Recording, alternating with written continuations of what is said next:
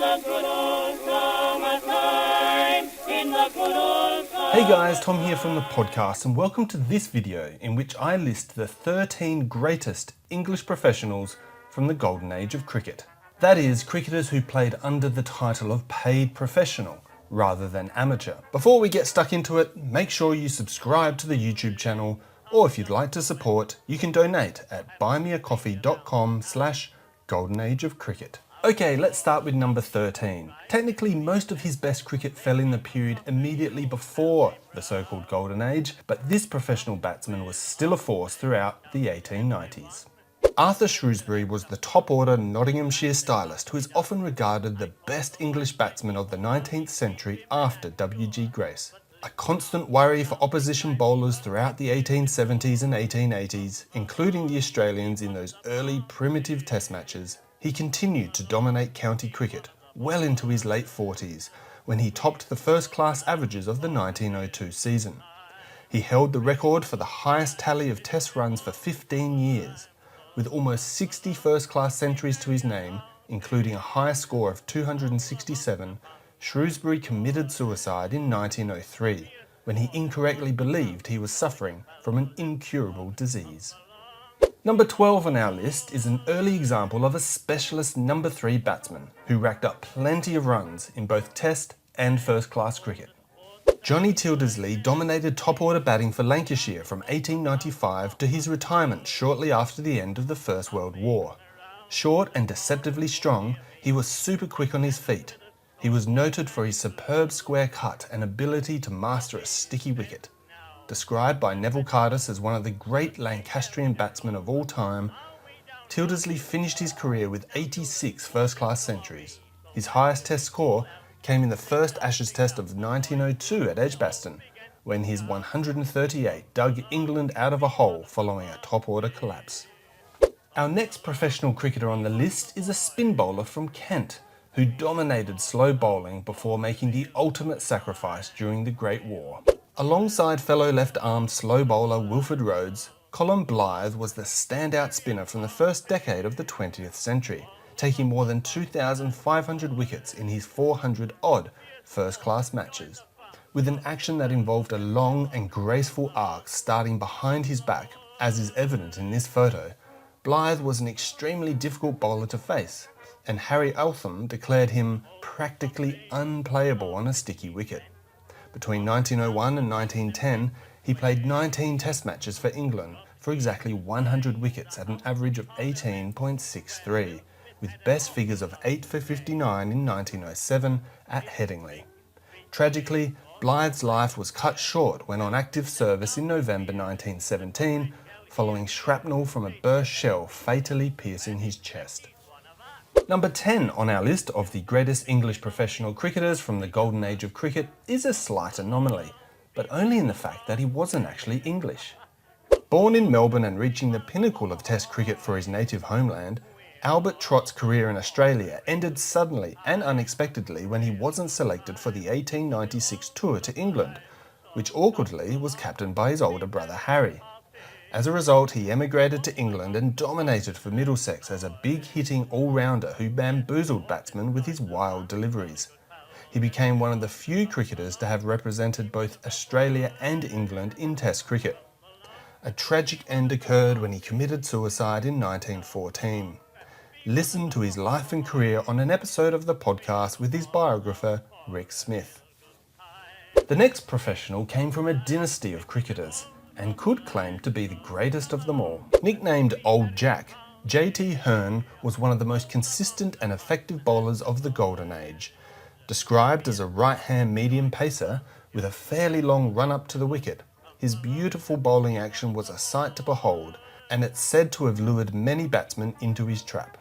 A Middlesex and England regular, Hearne was of fine cricketing stock, being the nephew of two separate first-class cricketers. With 3,060 first-class wickets to his name, he is fourth on the all-time list. He took England cricket's first ever Test hat-trick in the 1899 Ashes series against one of the best trios to ever fall victim, Clem Hill, Sid Gregory and Monty Noble. This bowler still holds one of the most impressive overall records in the entire history of the game. If you look up George Lohmann in the record books, you'll immediately see his name atop a list of the greatest bowling averages for anyone who has taken more than 15 career wickets.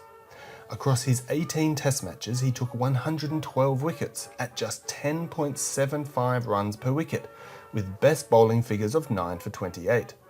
Perhaps even more impressively, he played 293 first-class matches for Surrey, taking 1,841 wickets at an average of just 13.73. A deceptive, medium pacer who could add spin to a delivery, he was unplayable on a sticky wicket. The only thing preventing him from being placed higher in today's list is that much of his career came prior to the start of the so-called Golden Age. Number 7 on today's list was small in stature, but a giant for both Surrey and England. Bobby Abel was a run-getting machine who opened the batting for both Surrey and England over a long period. Known as the Governor, he set many records in the early years of the county championship and showed great consistency throughout the 1890s, including being the first player to score 2,000 runs in consecutive seasons, which he did each year from 1895 to 1902. He became the first Test cricketer to carry his bat through an entire innings, something he also did for Surrey in 1899 when he scored a record 357 not out, a first-class record at the Oval which stood for 4 decades. The next cricketer on the list was an all-round superstar for Yorkshire and 1/3 of the so-called Huddersfield Triumvirate.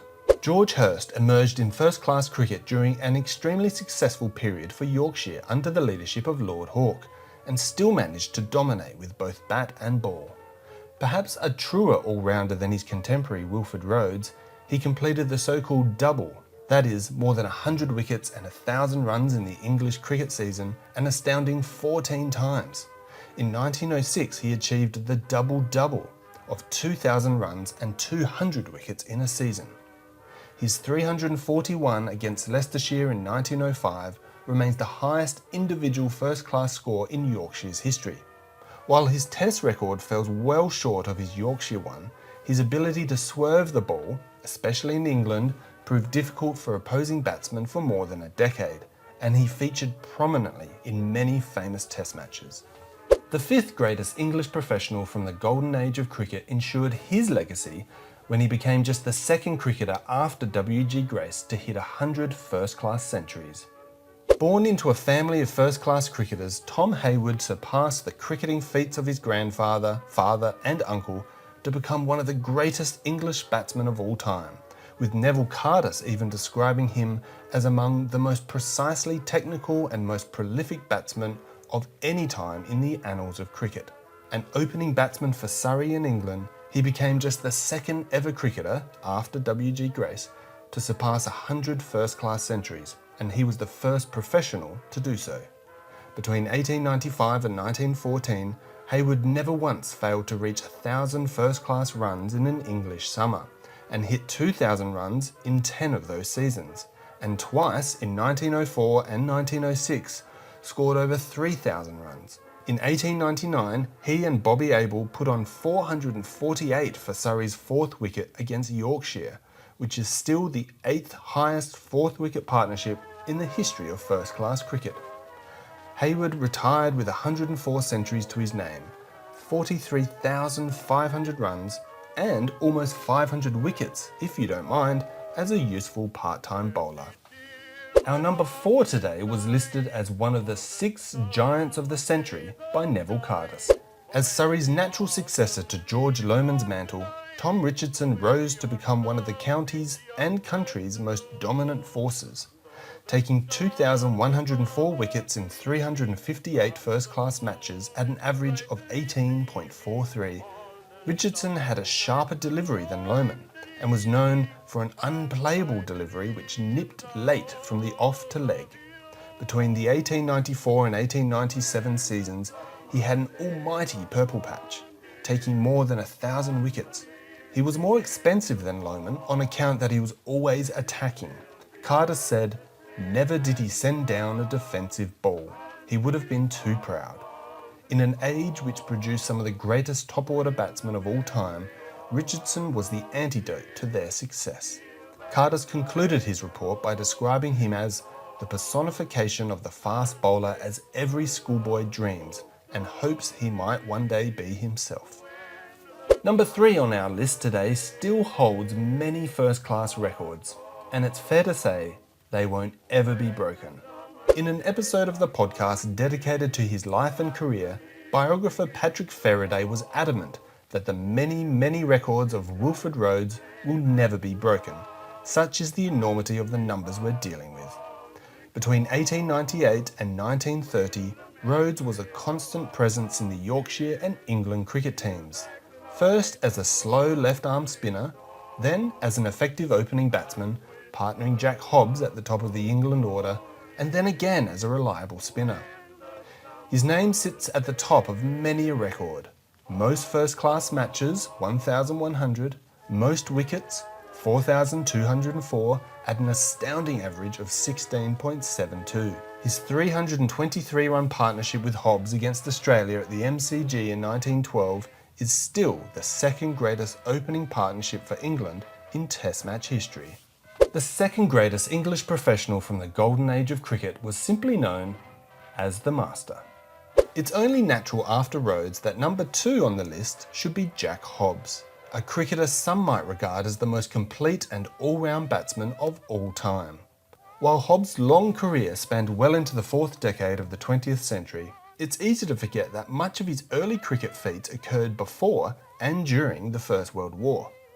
Hobbs burst onto the first-class scene for Surrey in 1905 under the tutelage of fellow opening batsman Tom Hayward, and hit the first of his nearly 200 first-class centuries in just his second match. By the time the First World War arrived, Hobbs had already established himself as a Test match star, hitting 5 Test match centuries at an average of more than 57. At the resumption of international cricket in 1919, he continued to dominate, ending his international career in 1930 with 15 centuries.